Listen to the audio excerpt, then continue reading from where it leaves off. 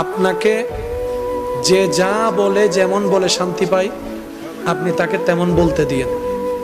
তার বলাটা শুনে মুখ গুমরা করবেন না, হাসবেন, শুধু হাসবেন।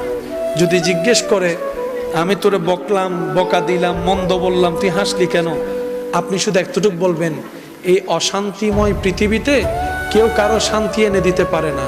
তা আমি ভাবলাম আমাকে দুইটা বকা দিলে যদি তোমার মন শান্তি হয়, আমার নামে দুইটা বদনাম করলে যদি তুমি শান্তি পাও, যাক আমি না হয় কষ্টই পেলাম, আমার আল্লাহর একজন বান্দাকে তো শান্তির ব্যবস্থা করে দিয়েছি, আল্লাহর একজন বান্দাকে শান্তির ব্যবস্থা করে দিয়েছি, তুমি শান্তি পাচ্ছ, এটা দেখেই আমার শান্তি লাগতেছে।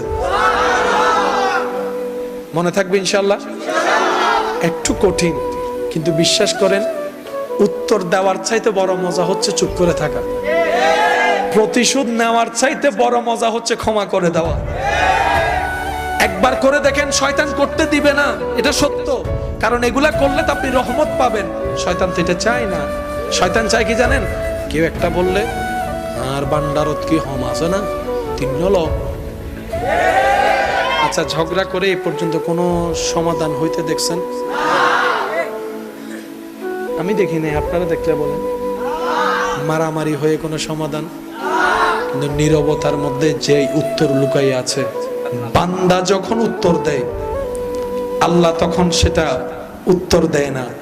আর বান্দা যখন রবের হুকুমের অপেক্ষা করে ধৈর্য ধরে চুপ করে থাকে, আল্লাহ সময় মতো ফেরেশতা দিয়ে উত্তর দিয়ে দেয়।